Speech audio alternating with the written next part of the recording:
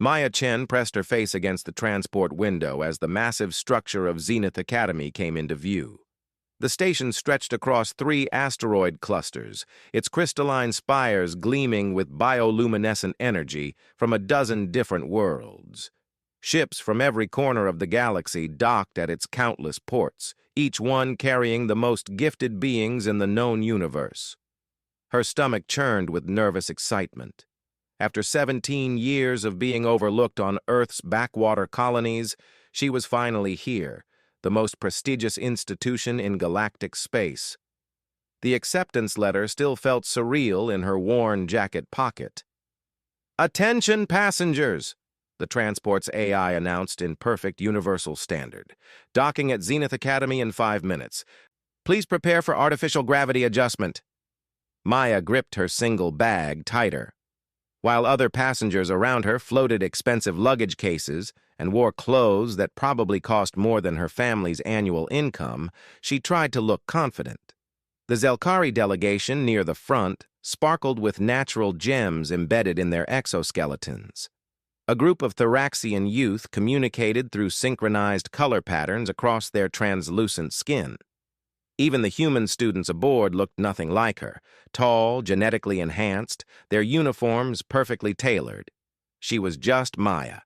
Average height, dark hair that refused to behave, and clothes that had seen better decades. Her only claim to fame was an unusual aptitude for ancient Earth mathematics and a stubborn refusal to give up when problems got complicated. The docking process sent gentle tremors through the transport. As passengers began filing out, Maya caught fragments of conversations in languages her universal translator could barely process. Everyone seemed to know exactly where they belonged. The Academy's main reception hall defied description. Impossible geometries folded space in ways that hurt to look at directly. Students from hundreds of species moved through the area with practiced ease, their conversations creating a symphony of sounds, colors, and psychic emissions that filled the air with barely contained energy. Maya approached the reception desk, where a being that looked like flowing liquid mercury gestured for her to step forward. "Student identification," the being requested, its voice somehow echoing inside her head rather than through her ears. "Maya Chen. From Earth Colony Kepler 442b, she said, trying to keep her voice steady. The mercury being paused, its form shifting slightly. "Ah, yes, the human admission. Most unusual circumstances." It extended a tendril that hardened into a crystalline device. "This is your student interface. It will adapt to your species' sensory preferences and guide you through Academy protocols." The device felt warm in her hands and immediately projected a holographic display in comfortable blue light. A cheerful voice spoke in accented English. "Welcome to Zenith Academy, Maya Chen. I'm your personal academic assistant, designation Aria. Shall we proceed to your dormitory assignment?" As they moved through the Academy's corridors, Aria provided a constant stream of information. Zenith Academy hosts approximately 50,000 students from over 800 species. The curriculum focuses on developing each individual's unique cognitive and physical gifts to their maximum potential. Maya nodded, though she wondered what gifts she possessed that could compare to beings who could manipulate matter with their thoughts or existed in multiple dimensions simultaneously. Her dormitory was in the human section, though she quickly learned this was more of a general Earth species area that included various colonies and subspecies. Her roommate was already there, a tall girl with silver hair and eyes that seemed to contain tiny stars. "You must be Maya," the girl said with a perfect smile. "I'm Zara Goldstein Nakamura from Luna Prime. I've heard so much about you." Maya set down her bag carefully. "Heard about me? I don't think there's much to hear about." Zara's laugh was like crystal chimes. "Are you kidding? You're the first student in Academy history to be admitted based purely on problem-solving methodology rather than demonstrated superhuman abilities. The admissions committee was fascinated by your entrance examination." Heat rose in Maya's cheeks. I just worked through the problem step by step. Nothing special. Nothing special? Zara's eyes widened. You solved the Vorthak paradox using basic algebraic principles. That problem has stumped graduate students from 100 civilizations for 3 centuries. Most species require quantum consciousness expansion just to comprehend what it's asking. Maya frowned. It was just a logic puzzle about resource allocation in nonlinear time streams. Once you map out the variables properly, the solution becomes obvious. Zara stared at her for a long moment. Maya, I've been genetically optimized since birth for mathematical processing. My brain operates at roughly 10 times baseline human capacity. I looked at that problem for 6 hours and barely understood the first principle.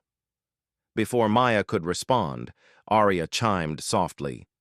First day orientation begins in 1 hour. I recommend reviewing your class schedule. Maya activated the holographic display. Her courses looked intimidating. Multidimensional physics, xenobiology and consciousness studies, advanced tactical simulation, and something called applied theoretical problem resolution. Who's your instructor for applied theoretical? Zara asked, leaning over to look. Professor Vexthul, Maya read. Zara's face went pale. The Vexthul? The one who designed the Academy's entire curriculum? Maya, that's not a regular class. He only takes students for individual research projects. I've never heard of anyone being assigned to him directly. Maya felt increasingly out of place. Maybe it's a mistake? Let's find out, Zara suggested. Orientation is starting anyway. The orientation hall was a massive amphitheater that somehow accommodated species with vastly different environmental needs. Maya found herself sitting between Zara and a being that looked like an ambulatory crystal formation. The crystal being introduced itself as Crystalline who sings mathematics, a being from the galactic core who communicated through harmonic frequencies that made Maya's teeth ache. Academy Director Tharaquel took the center stage, a majestic being whose species Maya couldn't identify. With features that seemed to shift between different evolutionary paths depending on the angle of observation. Welcome, students, to Zenith Academy. The director's voice somehow reached every being in perfect comprehension. You are here because you represent the pinnacle of achievement from your respective civilizations. Each of you possesses gifts that could reshape the galaxy's future. The director's gaze seemed to pause on Maya for just a moment. However, remember that true strength often lies not in the power of your gifts, but in how creatively you apply them to challenges others cannot solve. As the director continued with academy policies and procedures, Maya noticed several students turning to look at her. Word about the unusual human admission had apparently spread quickly. After orientation, Zara guided Maya through the Academy's complex layout. The architecture defied conventional understanding. Corridors that led to different destinations depending on your intended purpose, classrooms that existed in folded space, and common areas where beings from incompatible environments could interact safely. There's something you should know, Zara said quietly as they walked. Academy admissions are incredibly competitive. Some species send their most promising candidates through decades of preparation. Others genetically engineer students specifically for acceptance. The fact that you got in through pure merit from an outer colony, it's made some people nervous. Nervous? There are betting pools running on how quickly you'll wash out. Some students think your admission was a political gesture toward Earth colonies. Others think the admissions committee made an error in processing your application. Maya felt a familiar weight settle in her stomach. And what do you think? Zara was quiet for a moment. I think anyone who can solve the Vorthak paradox with pencil and paper probably isn't here by mistake. They reached the applied theoretical problem resolution classroom, which turned out to be a simple room containing only 2 chairs and a view screen. Professor Vexthul was waiting, a being roughly humanoid in shape but with skin that seemed to contain swirling galaxies and eyes that held the depth of black holes. "Miss Chen," Professor Vexthal said, his voice carrying harmonics that suggested vast age and wisdom. "Please sit." Maya glanced at Zara, who nodded encouragingly and stepped back. "Professor, I think there might be some confusion about my class assignment," Maya began. Professor Vexthal's cosmic features shifted into what might have been amusement. "There is no confusion. Your entrance examination revealed a cognitive pattern that has not been observed in any species within the Academy's 7,000-year history." "I don't understand." "When presented with complex problems, most beings approach them through the lens of their species' evolved cognitive strengths. Thyraxians use pattern harmonics. Zelkari employ crystalline logic matrices. Humans typically rely on enhanced intuition or computational augmentation." Professor Vexthal leaned forward. "You approach problems as if they are simply problems to be solved, without any preconceptions about methodology or impossibility." Maya shifted uncomfortably. "I just work through them step by step." "Precisely. You see past the complexity that blinds others to elegant solutions hiding in plain sight. This is extraordinarily rare." The professor activated the view screen, displaying a complex three-dimensional equation that seemed to writhe and change as Maya looked at it. "This is the consciousness unification theory. It has remained unsolved for millennia because every species attempts to solve it from their own perspective of consciousness." Maya studied the display, her mind automatically beginning to organize the variables. "It's not really about consciousness at all, is it? It's about information flow between different types of processing systems." Professor Vexthal's galaxy skin brightened noticeably. "Continue." "If you strip away the consciousness aspect and just look at it as a data integration problem." Maya traced patterns in the air, her thoughts moving faster than she could articulate them. "The solution isn't to unify different types of consciousness. It's to create translation protocols that allow them to share information without losing their essential nature." The equation on the screen suddenly simplified, reducing to an elegant mathematical proof that made Maya blink in surprise. Professor Vexthal was silent for a long moment. "Miss Chen, what you have just accomplished would typically require a team of specialists months to achieve." "Really? It seemed obvious once I looked at it properly." "That, Miss Chen, is exactly why you are here. Your real strength isn't computational power or enhanced intuition. It's the ability to see problems as they actually are, rather than as your preconceptions tell you they should be." The professor stood. "We will meet daily. I believe you may be the key to solving challenges that have puzzled the galaxy's greatest minds." As Maya left the classroom, her mind was spinning. Zara was waiting in the corridor, practically bouncing with curiosity. "Well?" Zara demanded. "I think I might be in more trouble than I realized," Maya said quietly. As they walked back toward their dormitory, Maya couldn't shake the feeling that Professor Vexthal had seen something in her that she didn't understand herself. The academy suddenly felt less like an opportunity and more like a test she hadn't known she was taking. The corridors around them hummed with energy from thousands of brilliant beings pursuing knowledge that could reshape civilizations. Maya was just a girl from a forgotten colony who was good at working through problems, but apparently, in a galaxy full of enhanced minds and evolved consciousness, sometimes the most powerful ability was simply seeing things clearly. She had no idea that within days, that simple ability would put her at the center of a crisis that threatened the very fabric of galactic civilization. 3 weeks into her studies at Zenith Academy, Maya had settled into a routine that both thrilled and exhausted her. Each morning brought new impossibilities that her classmates seemed to navigate effortlessly, while she struggled to keep up with the basic concepts. In multidimensional physics, Professor Kethvar demonstrated how to manipulate space-time through conscious intention. Students around Maya bent reality with casual gestures, creating pocket dimensions for storing equipment or opening shortcuts through the Academy's vast structure. Maya took careful notes and tried to understand the mathematical principles underlying what appeared to be magic.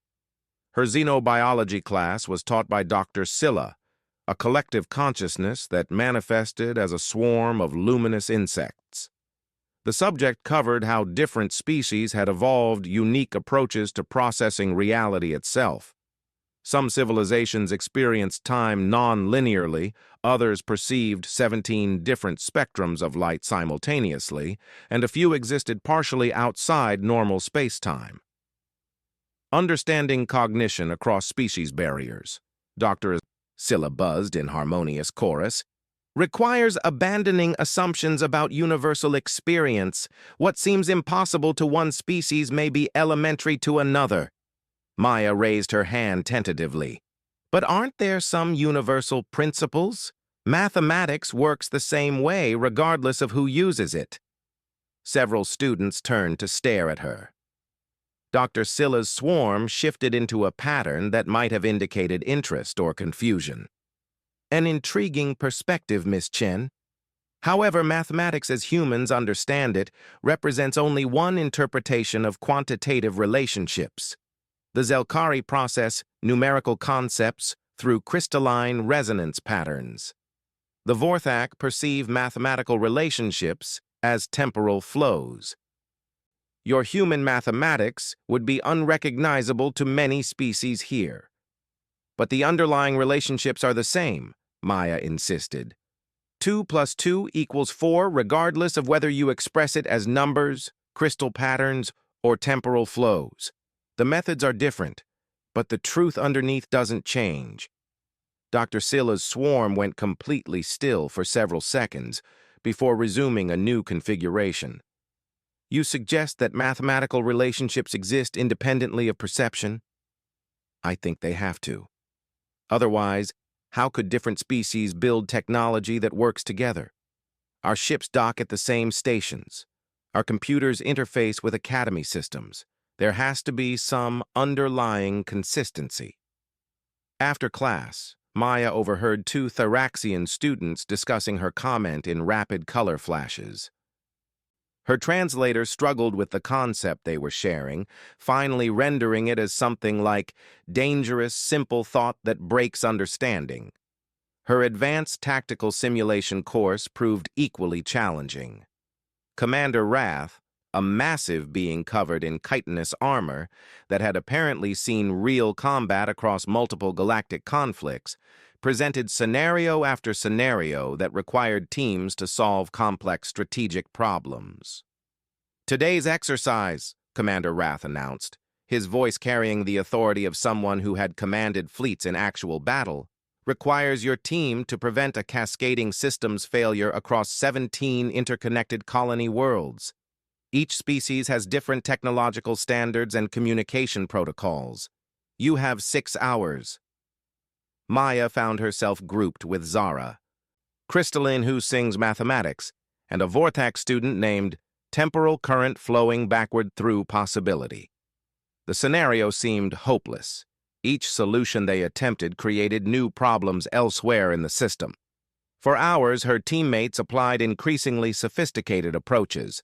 Crystalline calculated probability matrices through harmonic resonance. Temporal Current examined outcome branching across multiple timeline variants.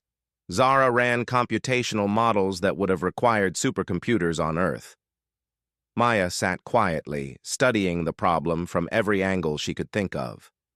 The cascade failure pattern looked familiar, like something she'd seen before but couldn't quite place. "What if we're overcomplicating this?" she said finally. "Explain," Crystalline chimed in crystalline harmonics. "Look at the failure pattern. It's not random. It's following the path of least resistance through the network, like water finding cracks in a dam." Maya traced the progression on their shared display. "Instead of trying to shore up every weak point, what if we redirect the cascade?" "Redirect how?" Zara asked. Maya sketched out a simple diagram. We create an intentional failure point in an isolated system. The cascade follows that path instead of spreading through populated areas. It burns itself out harmlessly.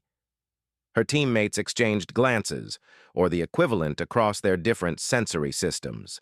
The solution seemed almost too simple, but when they implemented it, the simulation registered complete success in under 15 minutes. Commander Wrath studied their results with an expression that Maya couldn't read through his alien features. Interesting approach. Team 7. Most groups attempt to strengthen the entire network. You chose to give the problem what it wanted while controlling where it could go. After class, Maya noticed students talking more frequently when she passed. The conversations stopped when she got close, but she caught enough fragments to understand that word about her unusual problem-solving approaches was spreading throughout the academy. Her sessions with Professor Vexthul had become the highlight of her days. Each meeting brought a new puzzle that had stumped generations of scholars, and somehow Maya found herself seeing solutions that others had missed. Today's challenge, Professor Vexthul said, activating a display that showed what appeared to be pure chaos, swirling colors and shapes that hurt to look at directly, is the quantum consciousness interface. Maya squinted at the display. What am I supposed to be seeing? This represents the combined consciousness output of the Galactic Council during their last major decision-making session. 37 different species attempted to reach consensus on a critical matter, but their thought patterns proved incompatible. The session ended in complete communication breakdown. What were they trying to decide? Whether to make first contact with a newly discovered species whose consciousness appears to operate on completely alien principles. The debate has paralyzed interstellar diplomacy for 3 years. Maya studied the chaotic pattern.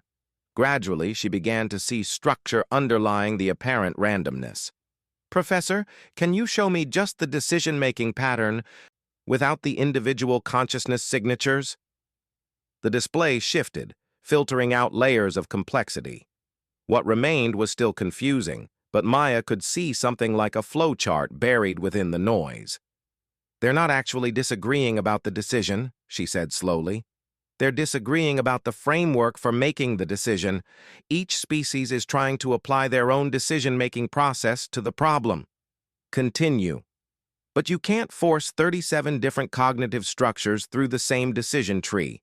It's like trying to make a symphony orchestra play a song where every instrument is reading different sheet music. Maya pointed to patterns in the display.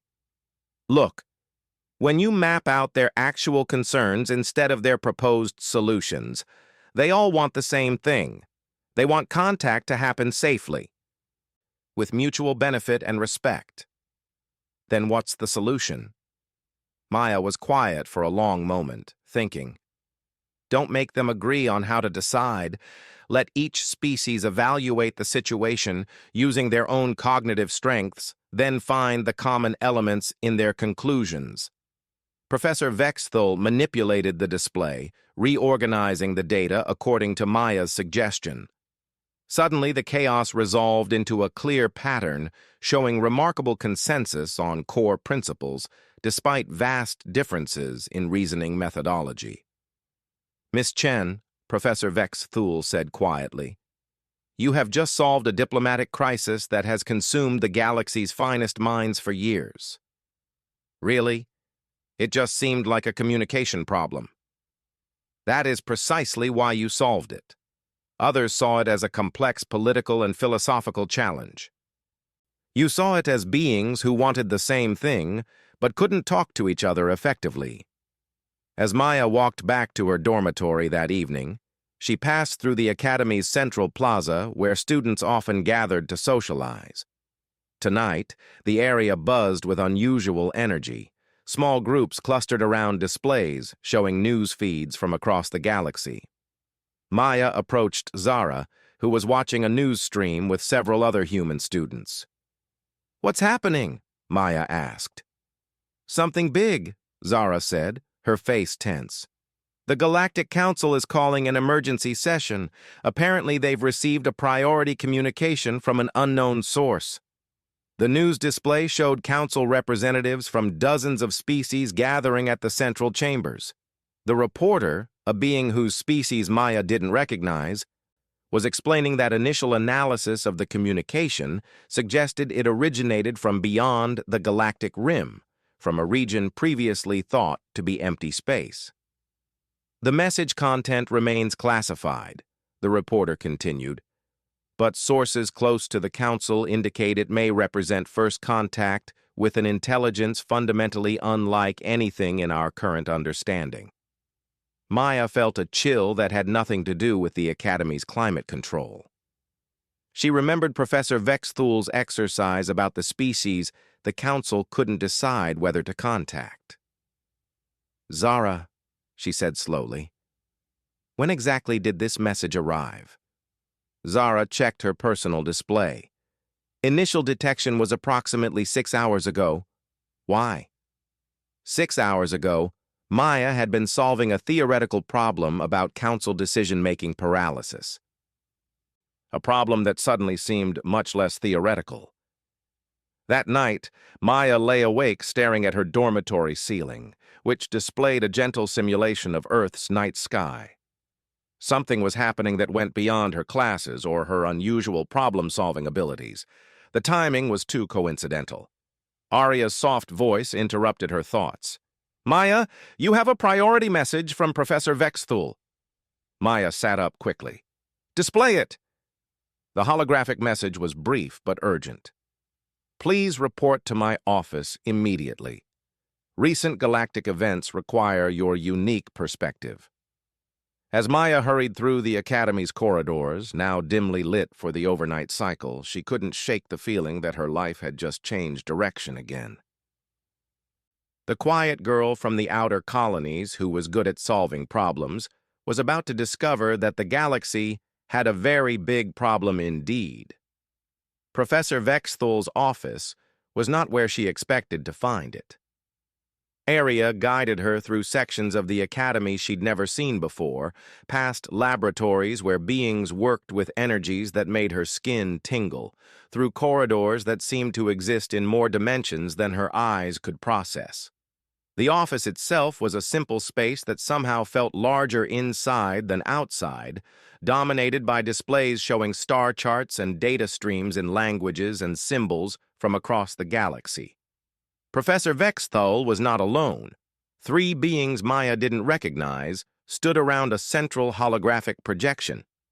"Miss Chen," Professor Vexthul said as she entered, "allow me to introduce Director Tharaquel of the Academy, Council Liaison Kreshtar, and Intelligence Coordinator Zephyr Minds the Void Between Thoughts." Maya's throat went dry. "Professor, I think there's been some mistake. I'm just a student." Director Tharaquel stepped forward, the same being who had given the opening orientation speech. "Miss Chen, we understand this is unusual. However, recent events have moved beyond theoretical exercises." The central display activated, showing what appeared to be a communication transmission unlike anything Maya had ever seen. Instead of traditional audio or visual elements, it seemed to convey information through pure mathematical relationships that shifted and evolved as she watched. "This message arrived from beyond our galaxy 6 hours ago," Intelligence Coordinator Zephyr explained through harmonics that bypassed her ears and spoke directly to her mind. "Our best xenolinguistic teams cannot decode it. Our most sophisticated AIs cannot process it. Every species-specific translation protocol has failed." Maya stared at the display, feeling something familiar in the alien patterns. "You want me to try to understand it?" "Miss Chen," Professor Vexthul said gently, "your ability to see past complexity to underlying patterns may be the only hope we have of understanding what this message contains.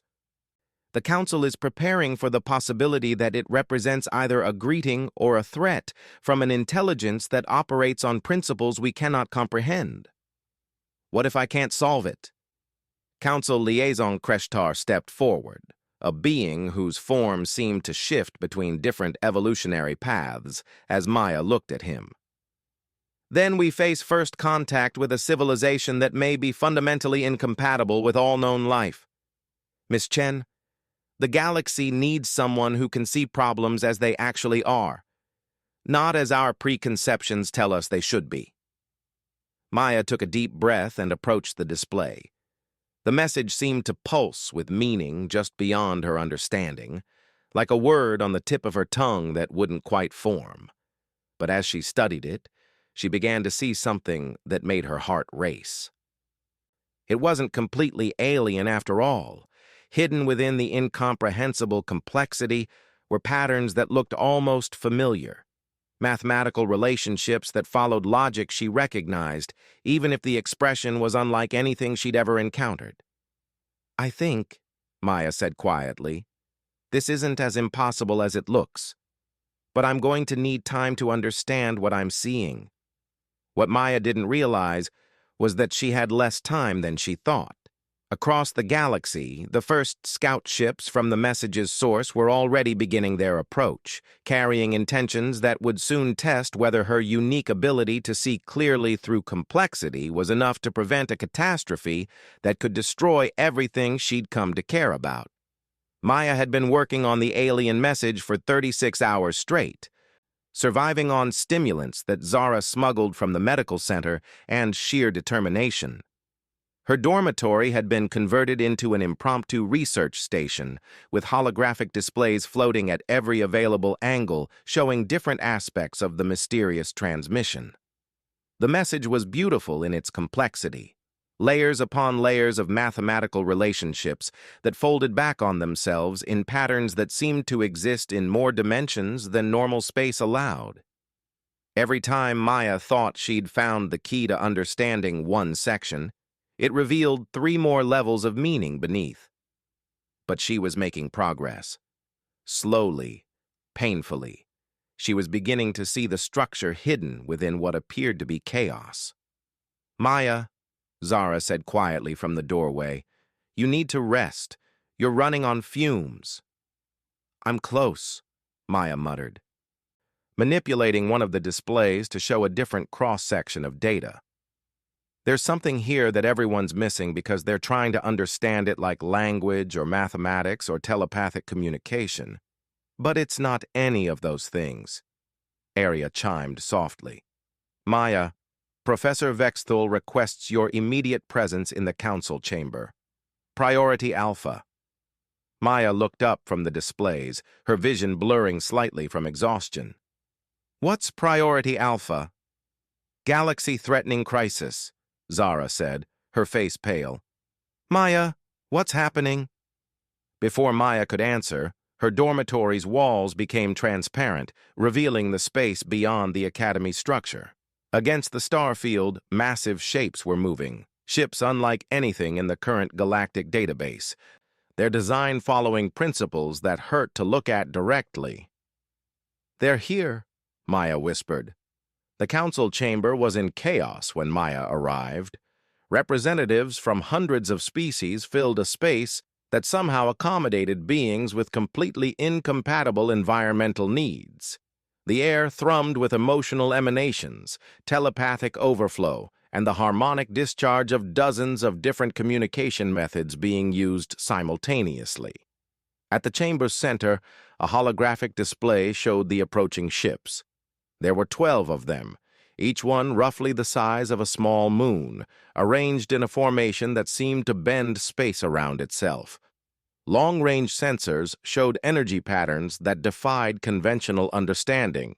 The ships weren't just moving through space, they were rewriting the local physics to accommodate their passage. Director Tharaquel's voice somehow cut through the chaos, reaching every being present in their preferred communication mode. "The alien fleet has established a perimeter around our core systems. They are not responding to any attempts at communication through known channels. Miss Chen, please report your progress." Maya felt thousands of eyes, sensors, and consciousness fields focusing on her. Her legs trembled slightly, but she forced herself to walk to the central platform where the message display waited.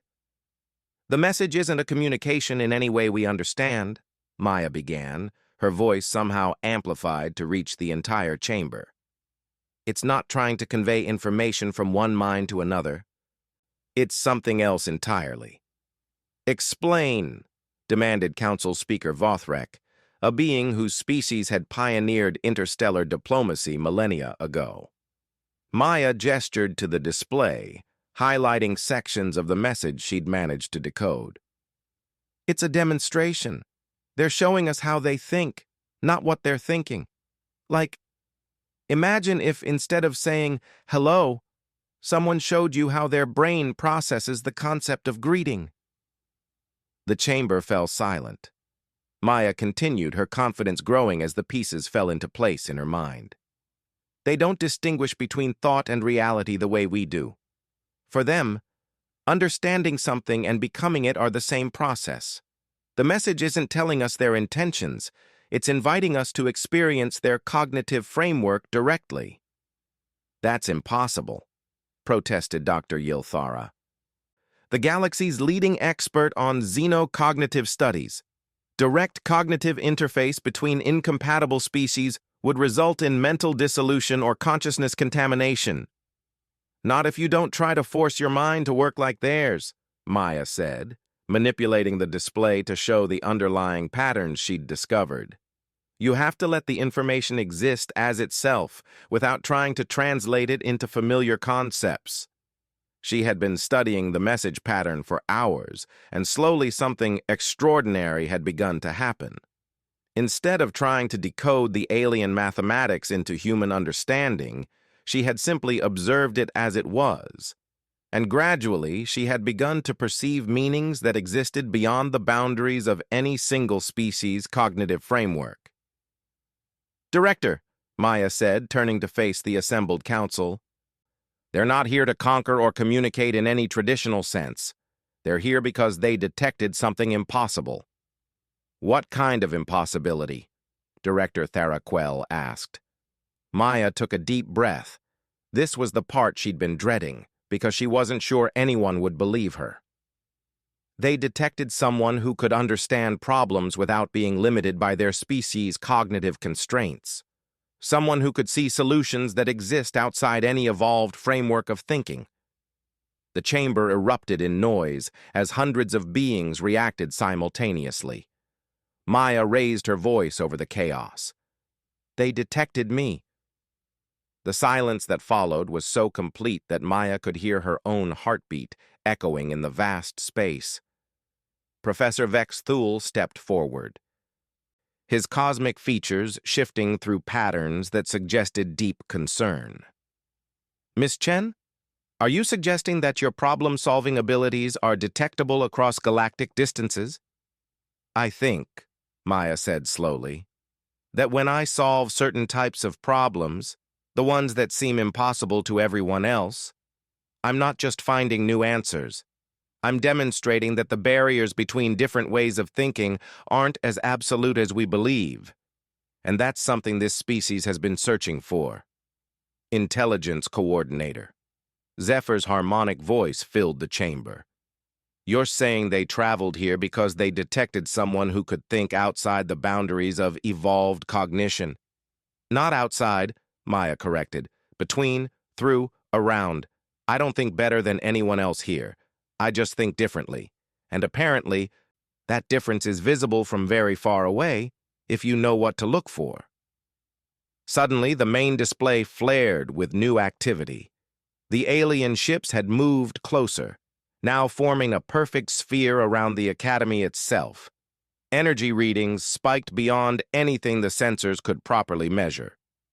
They're beginning some kind of transmission, Council Liaison Kreshatar reported, his shifting form stabilizing into something resembling alarm. It's directed specifically at the Academy, at these chambers. Maya felt something change in the air around her, a subtle shift that reminded her of the moment before a thunderstorm, when atmospheric pressure drops and every living thing instinctively knows something significant is about to happen. The alien message display suddenly expanded, becoming three-dimensional and enveloping the entire chamber. Maya found herself surrounded by flowing patterns of meaning that bypassed her eyes entirely, speaking directly to something deeper than sensory perception. And for the first time, she truly understood what the message was saying. It wasn't a greeting or a threat or a demand. It was an invitation. The aliens, who didn't think of themselves as aliens any more than humans thought of themselves as aliens, had spent eons searching for cognitive patterns that could bridge the gaps between different forms of consciousness. They had evolved beyond the limitations of single-species thinking, but in doing so, they had lost something essential: the ability to see problems with fresh perspective. They needed someone who could still think in that unconstrained way, someone whose mind hadn't been shaped by evolutionary optimization for specific types of problem solving. They needed Maya. "They want to learn from me," Maya said aloud, her voice filled with wonder and terror in equal measure. "They've transcended individual consciousness, but they've lost the ability to see simple solutions to complex problems. They want to understand how I do it." "And in exchange?" Director Tharaquel asked. Maya closed her eyes, letting the alien patterns flow through her consciousness without trying to control or understand them. The answer came to her with crystalline clarity. They want to teach the galaxy how to think beyond the barriers that keep species isolated from each other. They've developed technologies and insights that could revolutionize everything we know about science, consciousness, and reality itself. But they can only share it with beings who can transcend their evolutionary cognitive constraints. The entire galaxy, Council Speaker Vothrek's voice carried undertones of disbelief. "They think in terms of entire galactic civilizations the way we think about individual organisms," Maya explained. "To them, our conflicts and communication barriers are like watching cells in a body fight against each other instead of working together." The alien transmission shifted, and Maya felt new information flowing into her awareness. Her eyes snapped open in alarm. "There's something else. They're not the only ones. There are others out there, civilizations that view entire galaxies the same way we view star systems. And some of them don't share the peaceful intentions of our visitors." A new urgency filled the chamber as Maya continued to receive information from the alien consciousness surrounding them. "They're offering to prepare our galaxy for what's coming, but the process requires willing cooperation between species that have never truly understood each other. It requires beings who can think across cognitive barriers." Maya looked around the chamber at the assembled representatives. "It requires all of us to learn what I've been doing instinctively, to see problems as they actually are, instead of as our preconceptions tell us they should be." Director Tharaquel spoke into the growing tension. "Miss Chen, what exactly are they proposing?" "A cognitive evolution. Not changing what we are, but expanding how we think. They want to establish an academy, not just for individual beings, but for entire civilizations, a place where species can learn to share understanding directly, without losing their essential nature." Maya felt the alien patterns shifting around her, showing her glimpses of what they offered. Technologies that operated on principles no single species could have developed alone. Scientific insights that emerged from combining radically different approaches to understanding reality and solutions to problems that had seemed impossible because they required perspectives no individual civilization possessed. "But it has to be voluntary," Maya continued. "They won't force the change.